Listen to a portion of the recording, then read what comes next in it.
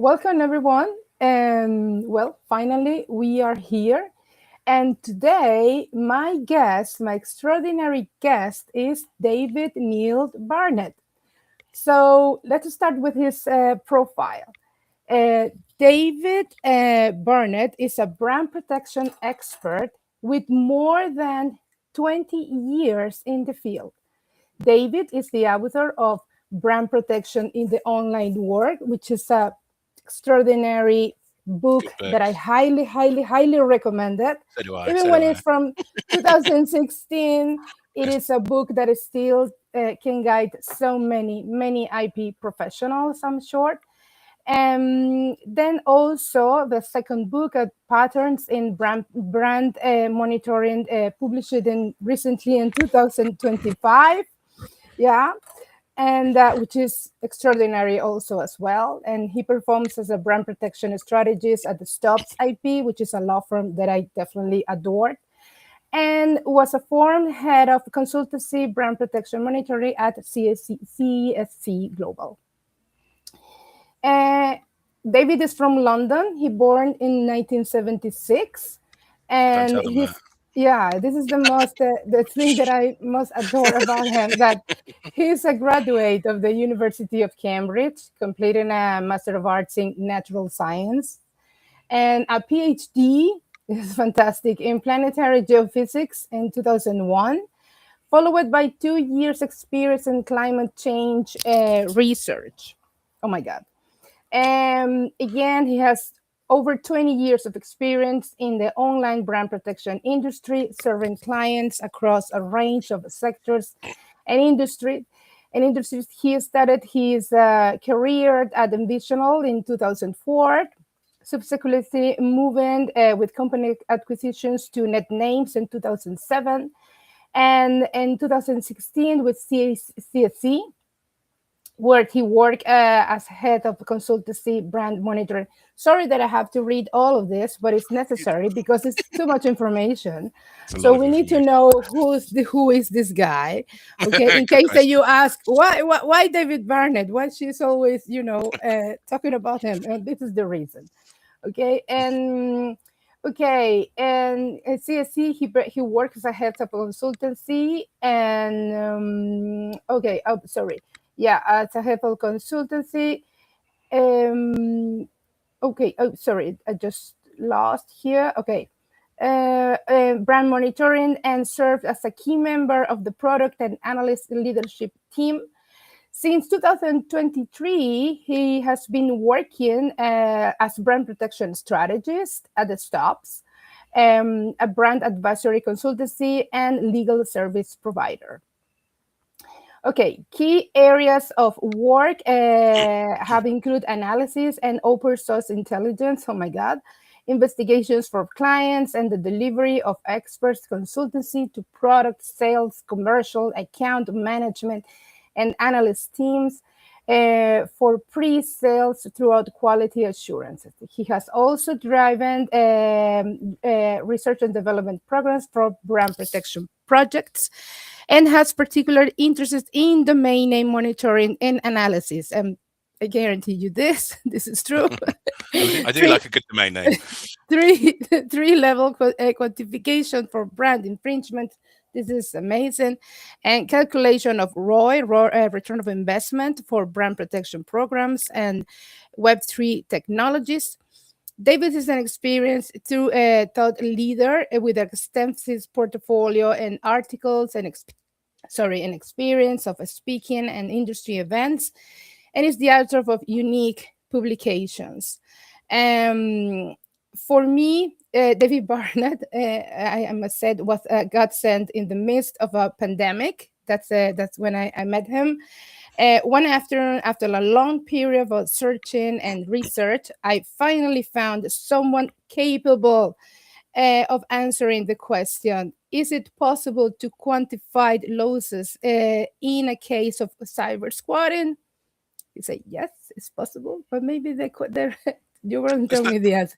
It's not just a one I'll simple answer. I'll give you some clues how you might be able to do it. Yeah. Alex. Okay, and yes.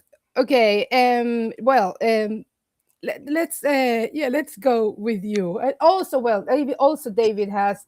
You will see afterwards this that I provide you the links where you can go through his own website, which is fantastic. Also, these references in LinkedIn and also in the law firm where he works right now. So tell David, I'm so glad to have you here with me today, and in this space that is created um, to understand and to talk about in a very natural way and organic way about IP. Again, welcome to Light Conversations on IP.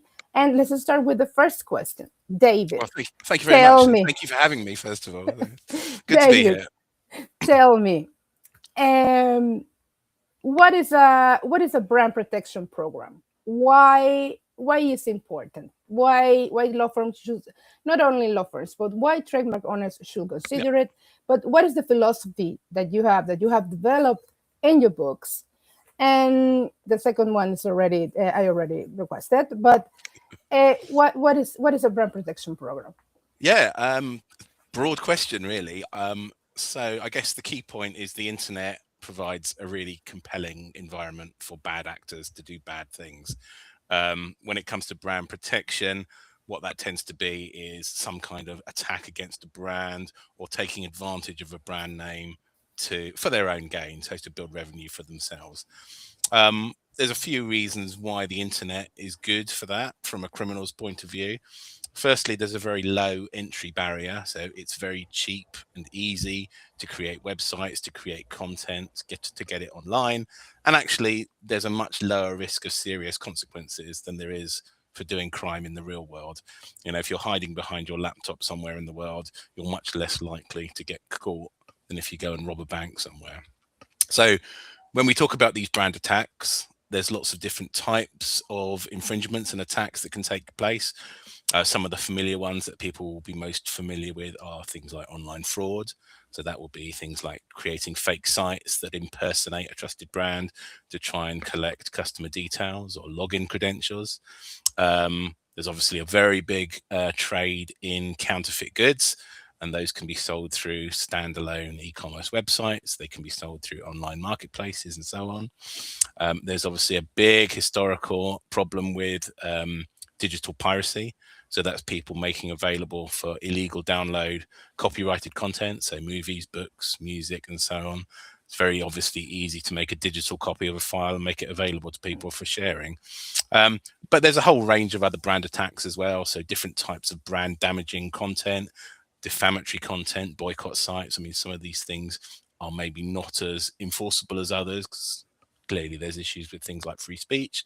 There can be things like false claims of affiliation, things like customer misdirection. So that might be an example where someone uses a brand name in the content of a website to try and attract search traffic to that website, but actually that website is nothing to do with the brand in question, and it's actually driving traffic to someone else who's taking advantage of Oh that. my God, hold on. Okay. So Go, there's a go. lot of things in there. There Um, is not one a simple answer, right? there's never a There's simpler. no I mean, simple answer. it's a massive ecosystem. So essentially, what brand protection is it's a way of addressing that whole range of problems that might be out there. So essentially, the way you do it, there's a three-stage process. So the first part of that process is monitoring. So that's using a range of usually automated tools to find content on the internet that is relevant to a brand and is maybe targeting it in some way.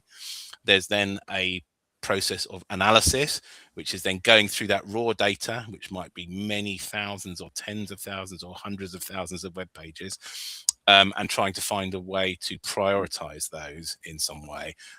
So that's really fucking which are the ones that we should be looking at first, which are the ones that are maybe highest concern. And the way you do that analysis is really a lot of what both of my books are about. So we can kind of come back to that a bit later. Yeah. Mm-hmm. And then the final stage of the brand protection picture is enforcement, which is having identified that something is out there and is damaging and is infringing your brand, applying any of a range of techniques that are available to have that content taken down and removed from the internet before it does any further damage. So I would say that sort of basic ideas of brand protection, but as as we threads to it, and bearing in mind also that you're looking across a whole range of different types of channel as well. So you're looking at domain names, you're looking at general web content. For physical goods, you're looking at e-commerce marketplaces, social media. There's often areas of where you need to be monitoring. Mobile apps can be out there that are damaging. So there's a whole range, and you really need to look at things in a holistic way to try and make sure that you're tackling as much of the problem picture as you can. Okay, yeah. But in this case, and related, of course, that is related with trademark, but what's more relevant, the trademark size, or in your experience, or the sentiment towards it, towards the trademark? What do you think? I mean, do you think that all the trademarks have the same problem? I mean, no, not at all. I mean, many different companies will have their own unique problems. Different industries will have their unique problems. I mean, I guess the first thing to say is, you made the point. I mean, I've been talking about brands.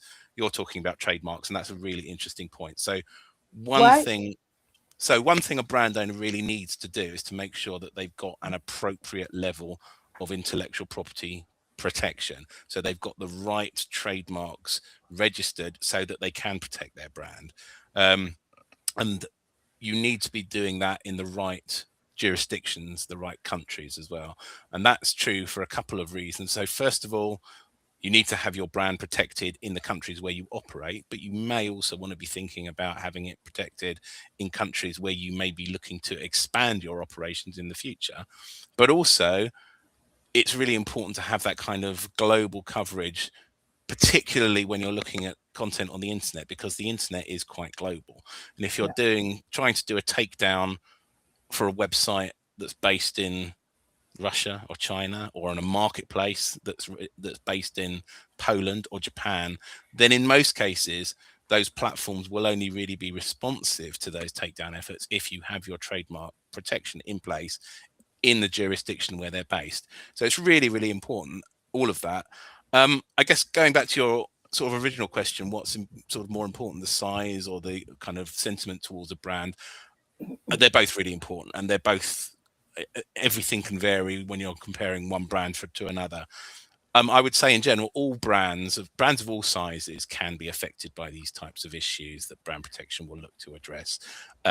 Smaller brands may have niche particular issues that they need to be addressing.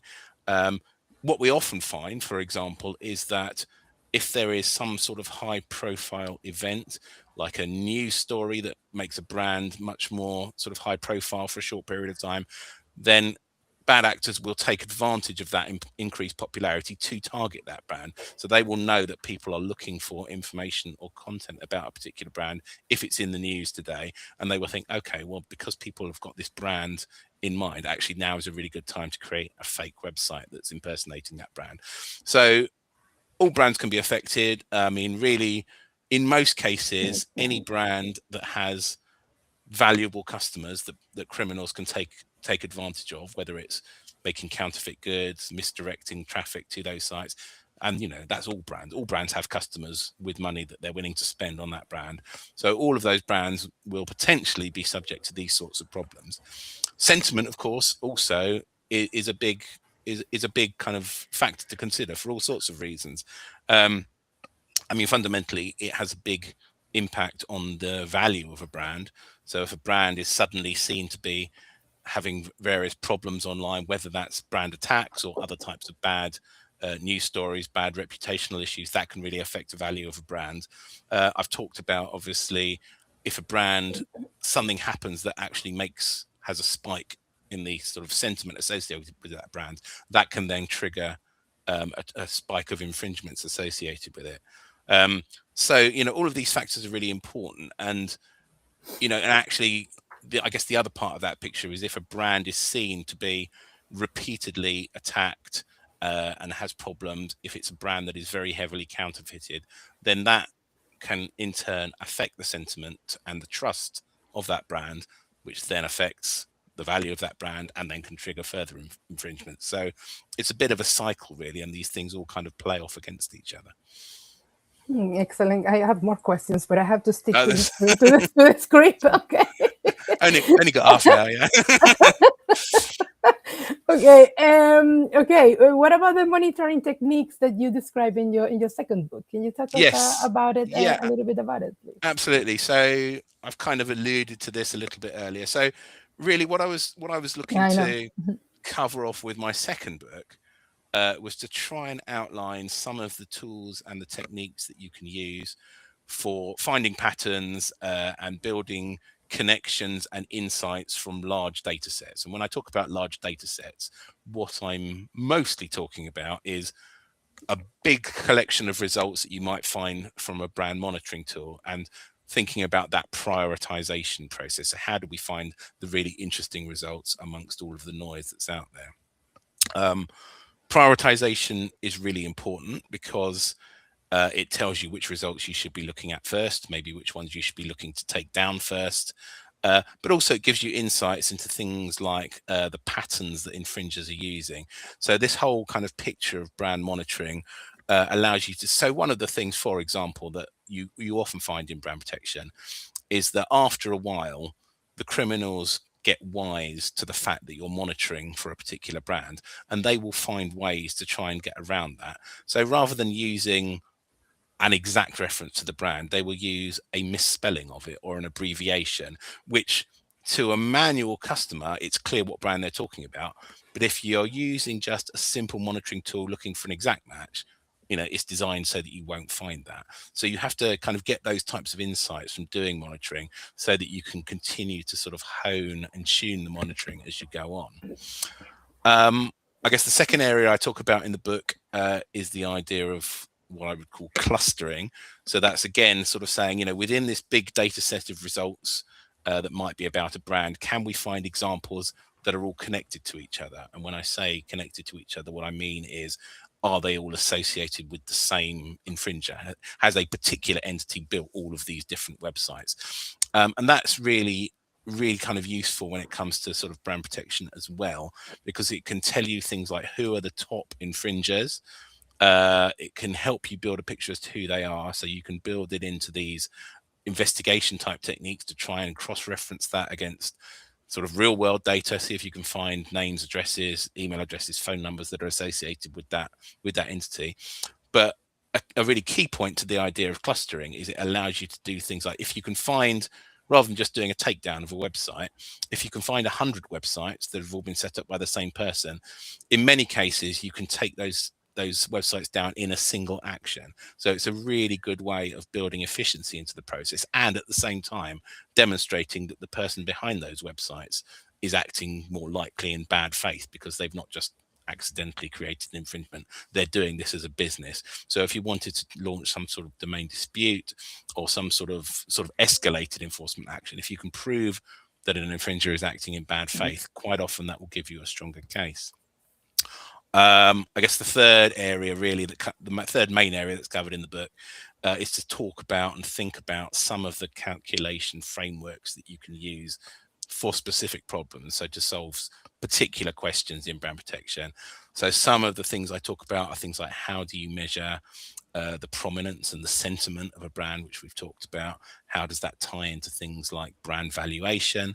And there's quite a big section, as you'll be well familiar with, on how you measure brand protection return on investment. So, and that's something we've talked about previously. We can go into it in more detail again if you want. But really, Yeah. the So you want idea. to do it? You want to do it right now, or you would like to do it in another section? I can do whatever you like. We can do it now if you like. So, I guess with return on investment, there's Let's a few. give us Yeah, an high level. introduction, yeah, Yeah, or of as course. you want, Yeah. as you feel more comfortable. Yeah, Yeah, no, definitely. yeah. So I guess when you think about a brand protection program, running a program like that can be quite an expensive thing to do. So quite often you will need to hire a brand protection service provider to run parts of that program for you. They may operate the monitoring technologies, they may do the enforcement for you. As a brand owner, you also have your own expenses. You will need to oversee those programs. There's costs associated with building an intellectual property portfolio. So there's costs associated with registering domain names that you might need to use. There's costs associated with registering trademarks. There's costs associated with doing takedowns and so on. So all of this can be quite expensive. And in many cases, what the person who's overseeing the brand protection program will need to do is to demonstrate its value to the person who's providing the funding to run that program. Mm-hmm. So Mm-hmm. that's really what return on investment is all about. It's a way of saying, well, we've taken these actions. We may have spent £100,000 this year running a brand protection program. How do we quantify the value of the impact that program has had? So that's what brand protection is. And like I say, I mean, Can you really, say that again? Can you say that again? How do we? Mm-hmm. how do we convert Mm-hmm. the knowledge of the actions that we've taken into a measurement of the impact of those actions? That's really what brand protection return on investment calculation is all about. Beyond that, really, you're then getting just into the details. And I guess what I would say is there is no single correct way to do that. There's a number of frameworks that you can use, and they can often be modified and expanded in different ways, depending on exactly what question you're trying to answer. Really, I mean, ultimately, what you get out is it's a number. It's not necessarily money that you've saved, because that money is not always necessarily reclaimable, although some of it may be. Yeah, the But system is really, not it's built that just way. Mm-hmm. more about Well, really comparing the effectiveness of one program against another. But there are elements of it that you can quantify, and there's a few easy ways you can think about it. I mean, the two examples that I normally start with that are quite easy to understand is that if you find that there's an infringing website somewhere on the internet, rather than just taking it down altogether, what you can do is you can launch some sort of domain dispute against it, which obviously you'll be well familiar with, and you can reclaim that domain into your own portfolio as a brand owner. And then obviously what you would typically then do is you would take down the existing content, and you would usually set that domain to redirect to your official website. So what you're doing in that case is you're basically, through that dispute procedure, what you've done is you've acquired some additional web traffic to your official website, because that website, when it was an infringing site, will have had visitors to it, it will have had traffic, and you're essentially reclaiming that traffic for yourself. So really the idea there is to then think about how you kind of quantify that, what that traffic is worth. So you say, okay, well, if there's maybe 1,000 people visiting this site per day, we are therefore potentially they're getting an extra 1,000 visitors to our website once we've reclaimed that domain. And then you just need to think about, okay, well, of those extra 1,000 visitors, what percentage of those new visitors to our website will spend money, become a customer, buy a product? So there's a conversion rate, and then you think of the people that do convert, what is the typical spend? And so by doing all of that and feeding that through the calculation, you can get some measurement of what that extra traffic is worth. You can do something similar with e-commerce marketplaces, and the way okay. that's typically done is, so as part of a brand protection service, typically you will find infringing goods on websites, marketplaces. You will take down those listings. Usually the way it works is those listings are then gone. You're not redirecting that traffic, but what you are doing in that case, the way to think about the calculation is to say, okay, well, there might have been a certain amount of traffic going to this marketplace looking for items. Before we did the takedowns, they would have been buying those counterfeit items. Once those counterfeit items are no longer available, a certain proportion of that market will instead go to official sources and buy the real products. So again, by thinking about things like conversion rates and spends, you can build a framework to say, okay, well, by taking down these listings, what additional revenue are we likely to have gained? So they're the kind of two sort of simplest ways of thinking about return on investment. But then beyond that, there's all sorts of ways you can kind of extend the framework. So one of the things, sort of one of the newer ideas in my new book, was to think about considering the long-term impact of the program on the infringement landscape. Mm-hmm. So the idea there is, normally the sort of the classic way of thinking about return on investment for things like e-commerce marketplaces is the calculation is usually based on the number of takedowns you've done in a particular period of time. So the number of takedowns you've done in a month, for example. Whereas actually, sort of my argument is actually maybe that's the wrong thing to be thinking about. What we should be doing is not comparing this kind of low level of takedowns that we're doing on a kind of ongoing basis once the service is mature, but actually comparing that ongoing level of infringements with typically the much bigger numbers of infringements which we saw when the service first started. Because actually what you've done by running this program is you've actually taken a big shift down from a large number of infringements that you saw initially down to a much smaller number that you see once the service is mature, and actually maybe using that change as the basis for your calculation. But some trademarks is always continue. So there are trademarks that there has been targeted, always is going to be targeted, don't you think? It's true. Or I mean, how do so you see it? I mean, it's true. Yeah, it's true up to a point. I think. I mean, one of the philosophies. I mean, one of the lines you can take is, as long as you are being targeted, in some ways that's a good thing because it shows you're an attractive brand that people are interested in. I guess the way to really think about it is to sort of, by being as proactive as you can with your brand protection, what you're really aiming to do is to make yourself a less attractive target to infringers than a similar brand that's not doing so much brand protection. If as a criminal you're putting up counterfeit sites targeting a particular brand, every time you put a site up, someone like me takes it down. You keep doing it, it keeps getting taken down. That becomes frustrating. So maybe you try targeting another brand and actually you find that the websites stay up. So ultimately what you're looking to do is to kind of have that deterrent effect.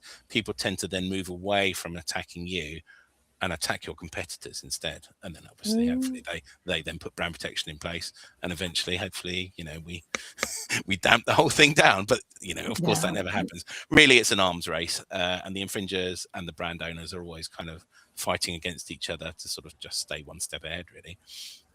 Yeah, but there's so many questions, but I have to stick to the script again. Okay. Lots to talk about. Yes, because I was thinking that, well, I'm going to say it, but so if through the ROI, you can calculate how much money, these criminal systems is doing, right? Or calculate in certain way that number, or calculate which is the revenue. Sort of think about. I think that hold on. Yeah, how much revenue the criminals are generating. Hold on. Have I lost you? The connection. Yeah. How is the connection? Yeah, it's okay. Yeah, this is internet. Yeah. Now, oops. Hello? I think I've lost you briefly. Are you there? Yeah. Hey, now? Yeah, I'm here. Okay, good. Okay. Maybe it was me that dropped off. I'm not sure.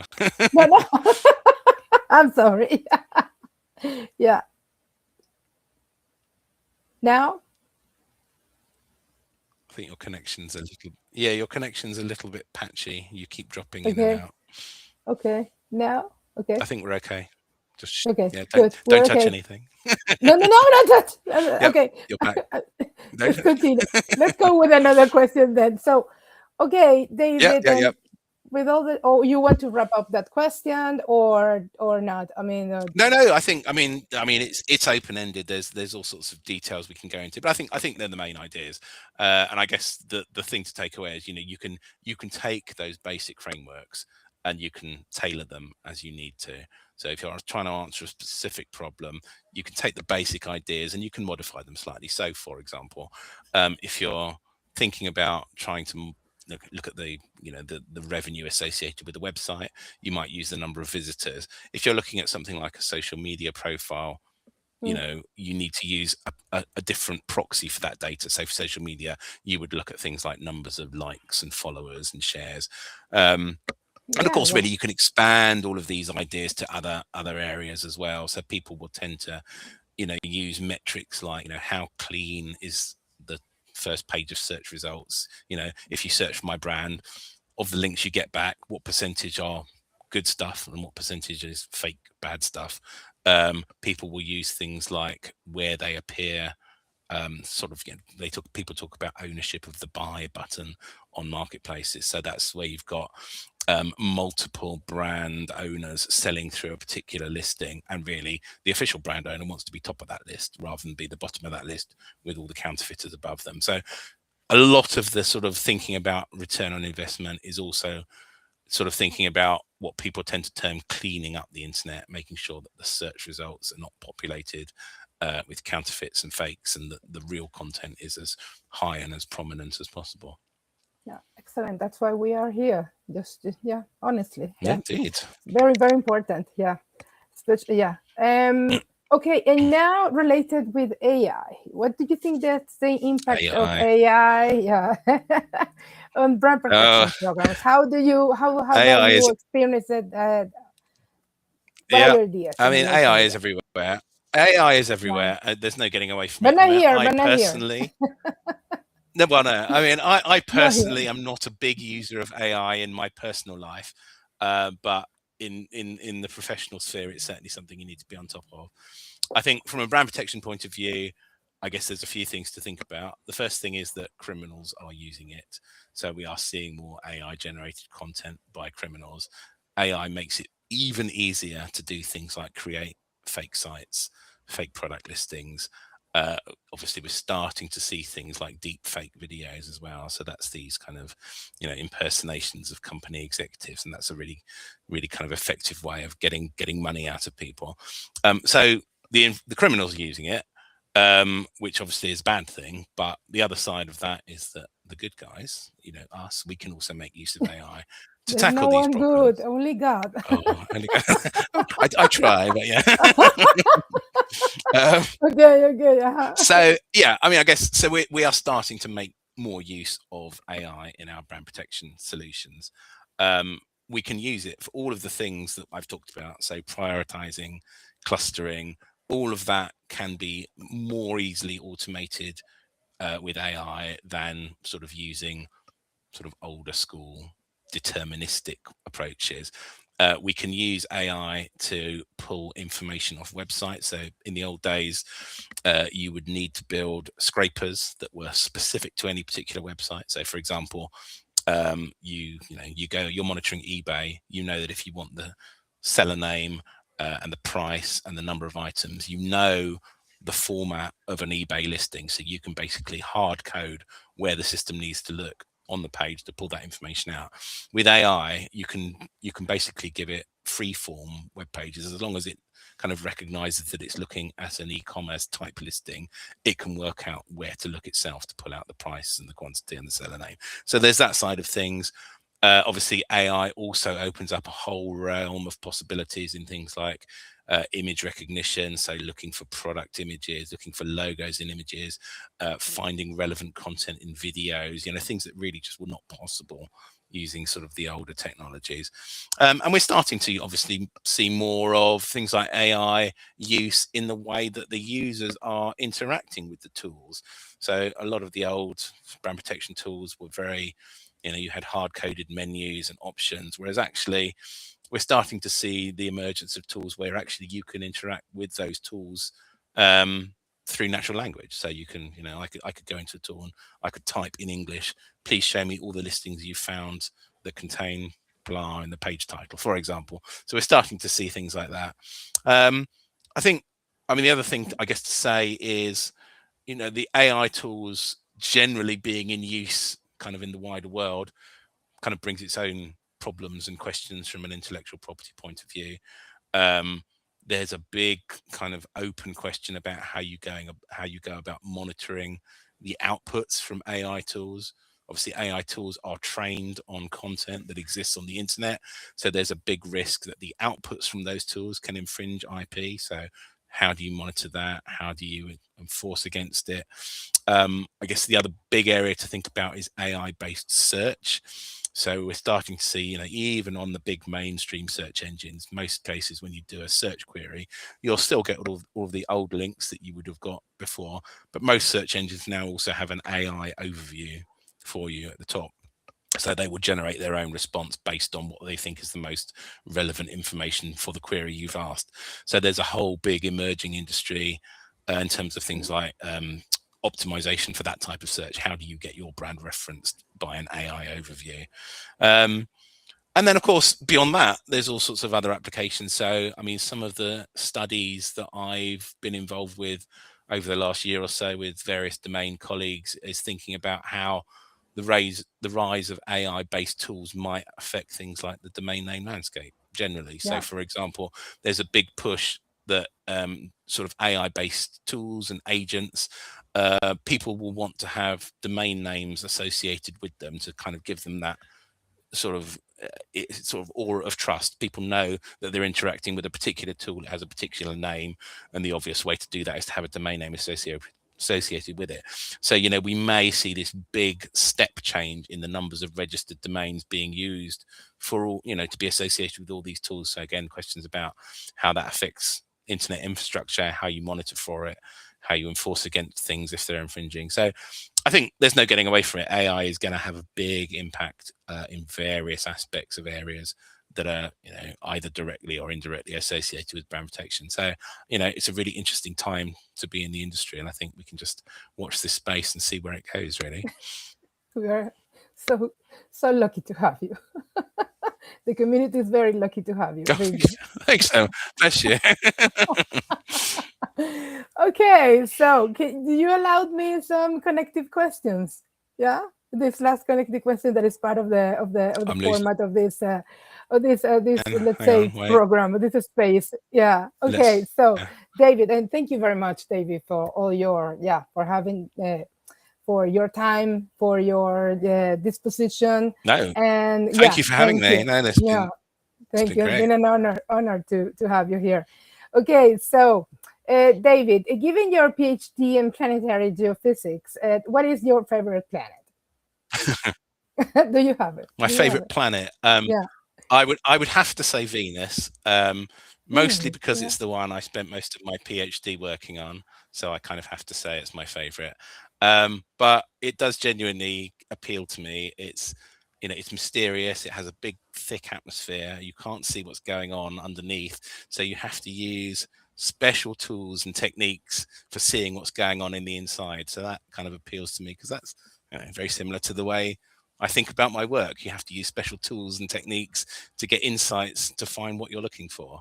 I mean, in Venus's case, we would use, radar imagery and various things, gravity measurements to find what was going on the inside. And I really like that. It's a way of using things that you can do to find information about things that appear like you can't find out about them. So that appeals to me.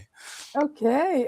Is there an article by any way in your website related with that, with Venus? About Venus? Yeah. You'd have to go back to my thesis for that. I can send you a link if you like. Okay. It's heavy reading. I wouldn't recommend it, but it's there if you want it. Come on, I've been there. I accept the challenge. Okay, so second one. What is one thing essential to your work today that most people don't see? Do you think?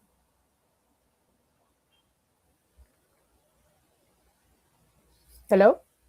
I'm losing you, but I think... Okay. Are you there? Hello? Now? Yeah, I'm here. Yep. You're there. Yeah, I lost you briefly. Okay, So I will say it again. What was one thing essential to my work? Yeah, no, go on. I think I got it, but go on. Yeah.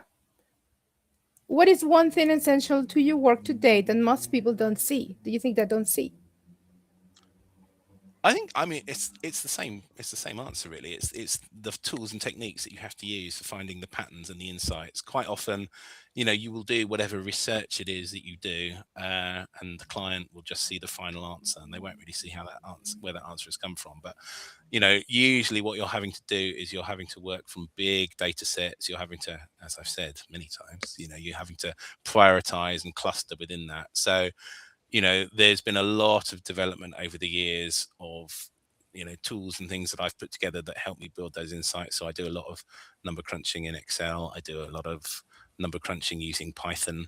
And it's not always apparent that kind of goes on behind the scenes, but I find it quite interesting that you can use those types of approaches to sort of, build the insights that you need to build.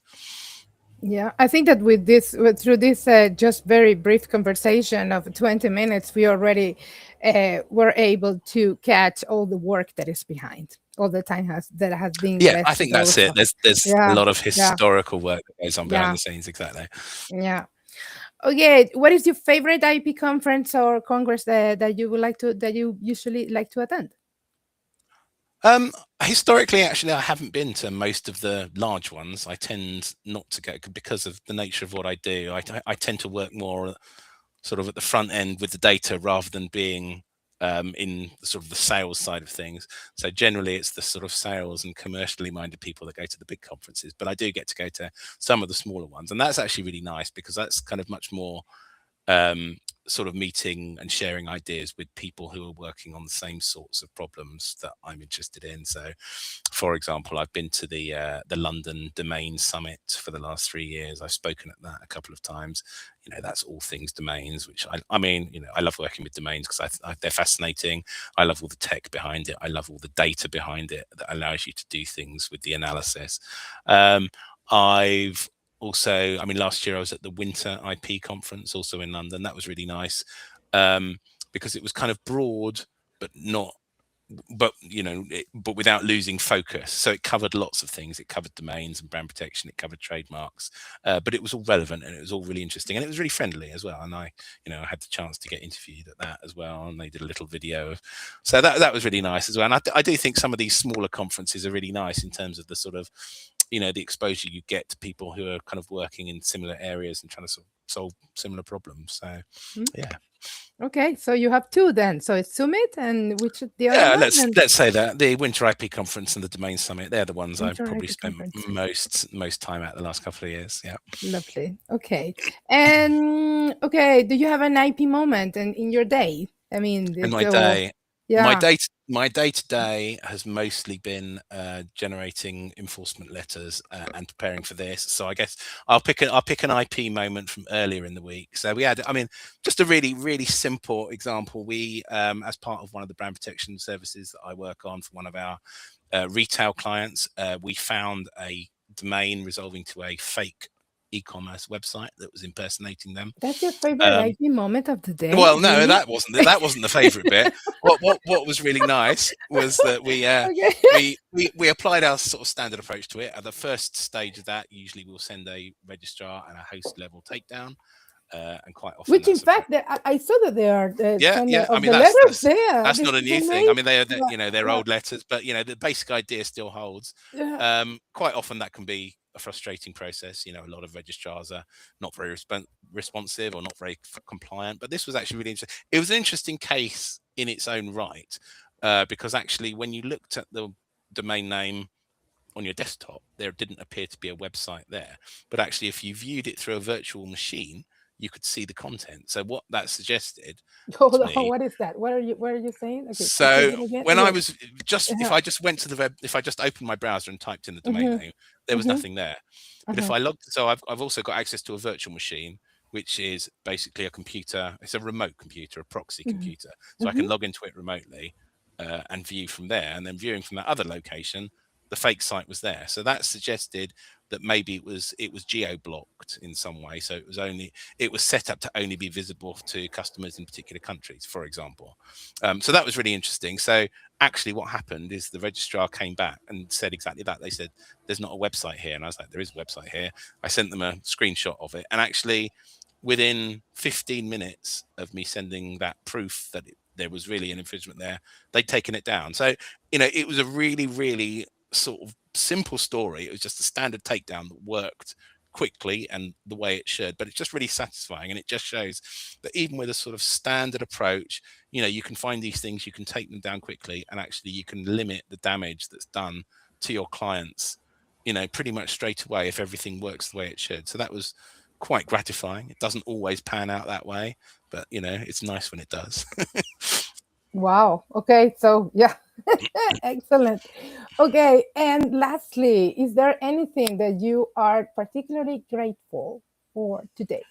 Grateful for today. Well, if it's not too cheesy, I would have to say that I'm just really grateful for the opportunity to have been invited here and to talk about, you know, the stuff that I Thank find really you. interesting. I think, you Come know, on, another simple thing. I mean, that you are I grateful. think no, I mean, well, I mean, I think it's just really nice, you know, to be able to sort of talk to people with similar interests, share ideas. You know, this will obviously go out to your audience as well. Yeah. So you know, Well, thank you. it's all Yeah. about sharing ideas, building networks. You know, I'm hopefully, you know, I'm very sort of, oh, I don't know if I've lost Alex, but I was going to say, you know, I'm open if people are in. Oh, you're there. Okay. So Yeah. you disappeared Sorry. and then Yeah. reappeared. That's fine. That's fine.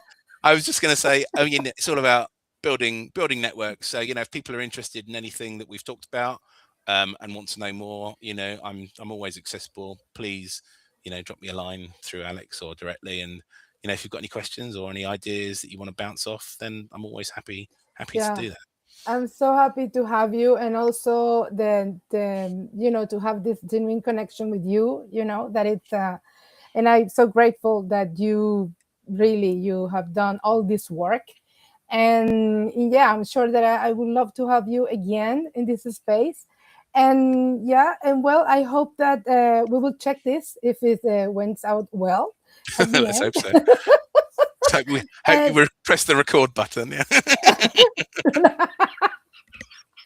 no, I check I'm out not that doing it. I'm not doing it again. no,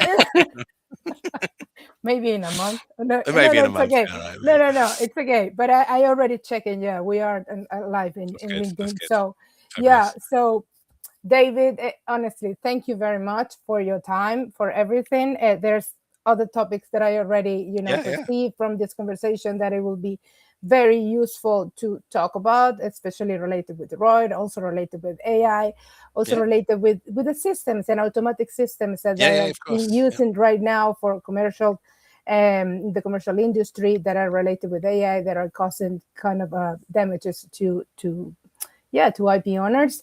And okay, so and now I leave you to. I have to say to see you in the next opportunity. And this is it. Okay, for the Lovely. moment. Thank you for being here. My Okay. absolute pleasure. Thank you for having me, and we'll Okay. catch up again soon.